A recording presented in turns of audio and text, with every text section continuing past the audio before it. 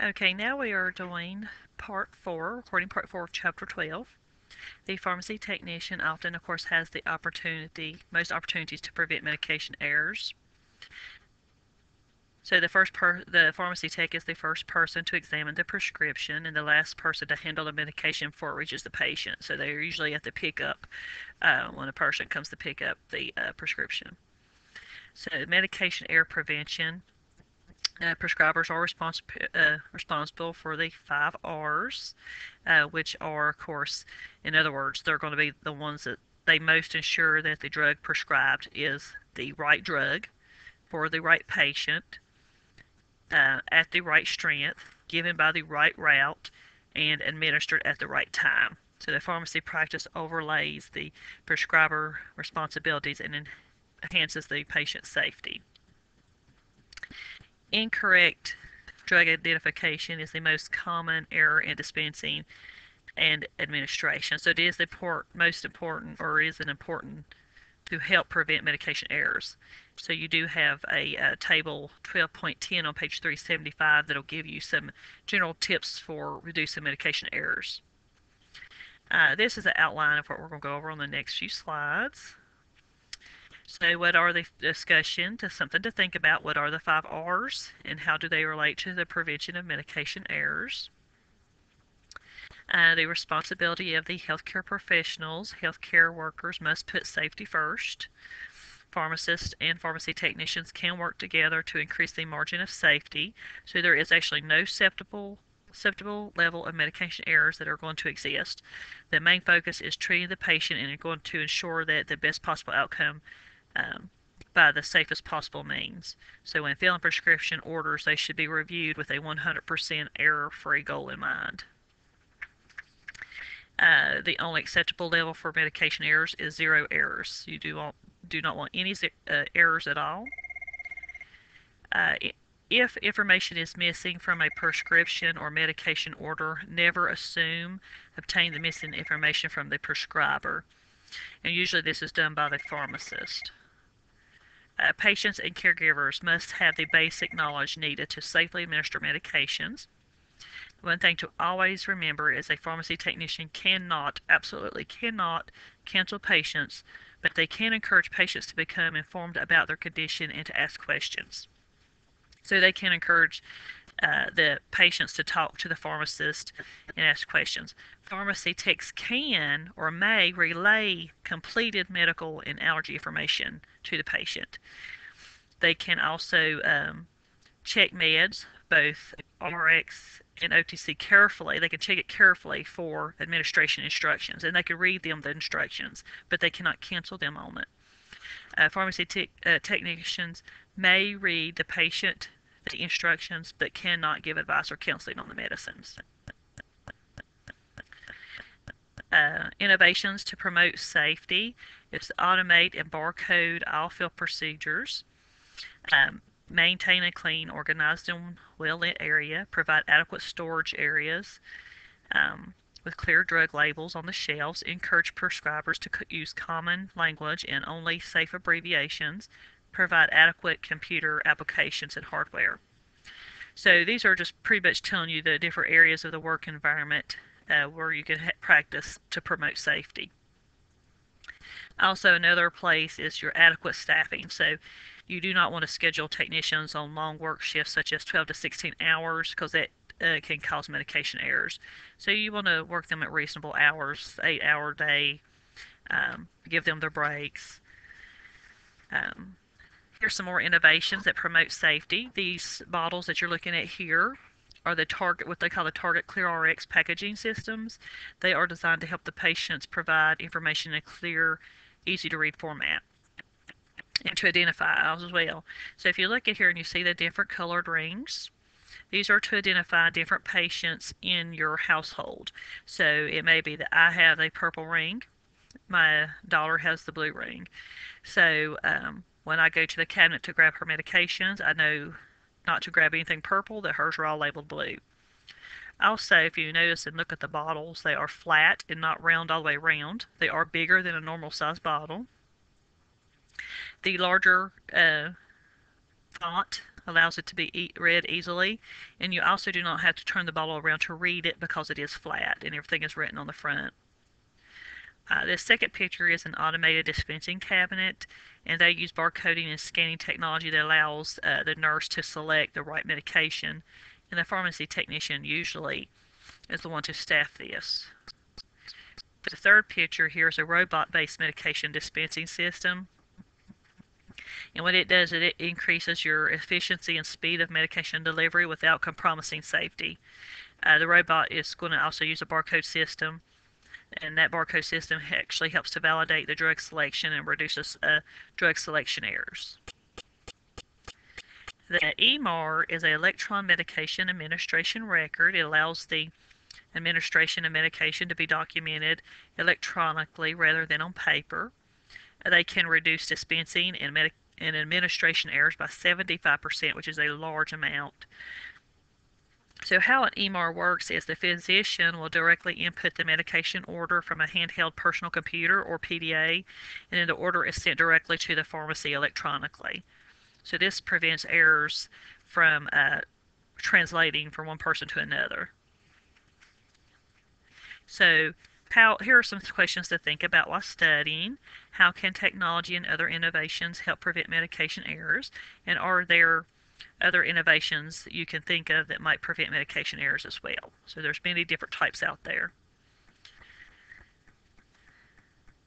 Medication error reporting systems. The first step in preventing medication errors is to identify the problem. Fear of punishment is always a concern for pharmacists, or for some pharmacists. When an error happens, some people are going to be, or decide not to report it because they feel that they may get punished for it or be liable for it later. But when they don't report it, it leaves the door open for the same error to happen again. So for that reason, there are what they call anonymous or no-fault reporting systems that have been developed, and what they do is they help focus it on fixing the problem and not assigning blame to the person. So this is a outline of what we'll go over in the next few slides. Starting with the State Board of Pharmacy, many states have mandatory error reporting systems. Most officials admit that errors are underreported due to fear of punishment, of course, and liability. Most state boards of pharmacy do not punish pharmacists for errors as long as a good faith effort was made to fill the prescription correctly. Some states are also considering new laws to protect error reports from subpoena. The Joint Commission established what we call the Centennial Event Policy. That is an unexpected occurrence that involving death, serious physical or psychological injury, or potential for such an occurrence has happened.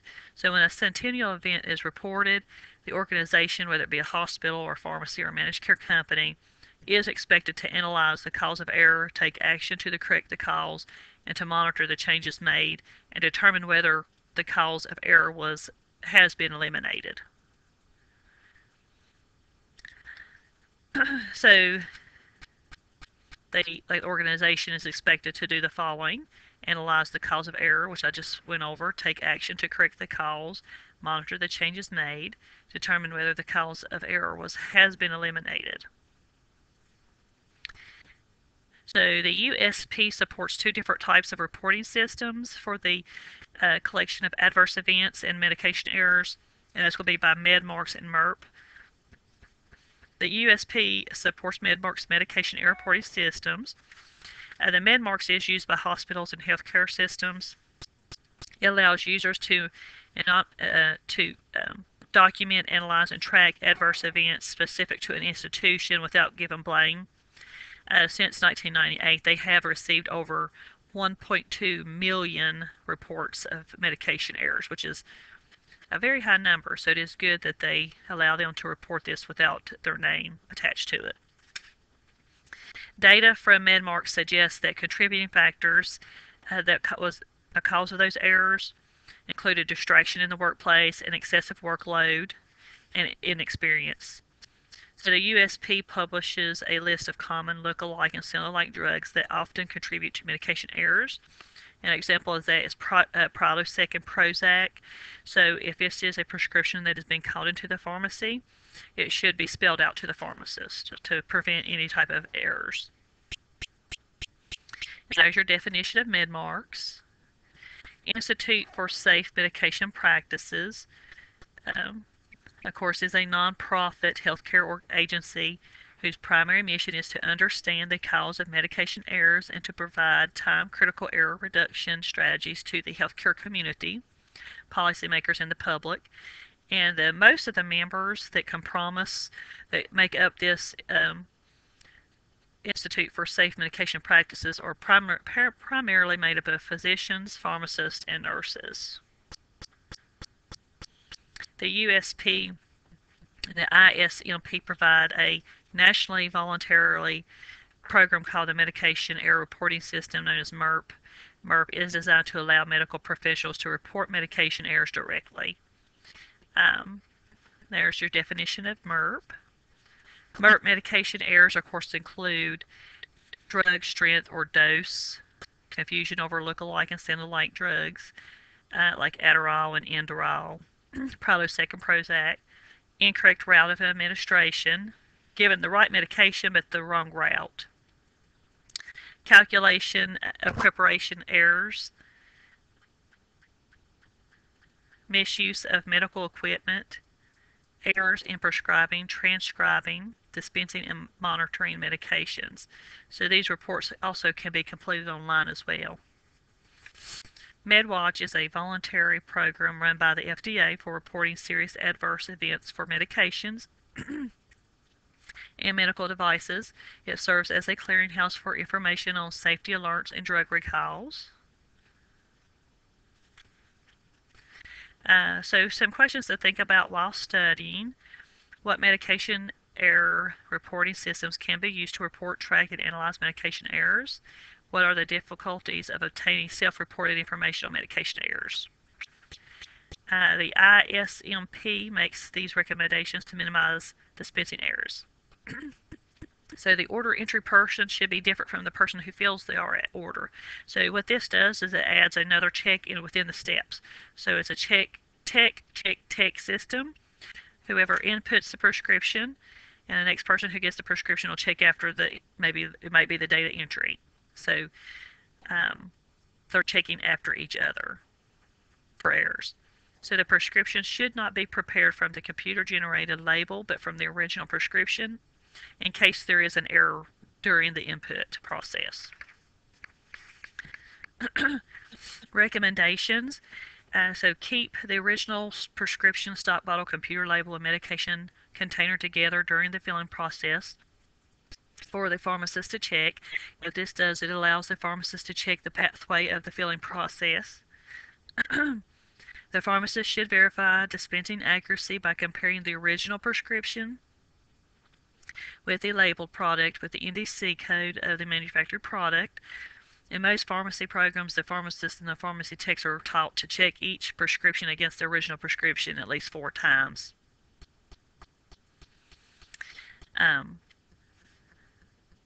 So things that the pharmacy technician could do for themselves is get 8 hours of sleep. So adequate sleep is usually 8 hours is best to promote a healthy mind and body. Exercise regularly. It may make you tired at first, but it does help boost energy levels, if you exercise on a regular basis. Take breaks at work. So even when things are busy, breaks allow you to relax and regroup, and it helps you to think more clearly. Be wise about food choices. So you want to eat a well-balanced diet for optimal energy. Avoid alcohol, because alcohol can disrupt your normal sleep patterns. And cut or limit caffeine. If you limit the intake of caffeine near bedtime, that's helpful, because caffeine, what it does, it hides fatigue. And then for assignments, make sure that you take your Chapter 12 quiz on your study partner CD and email it to me. And you also want to do your Chapter 12 test. If you have any questions, please email me and let me know.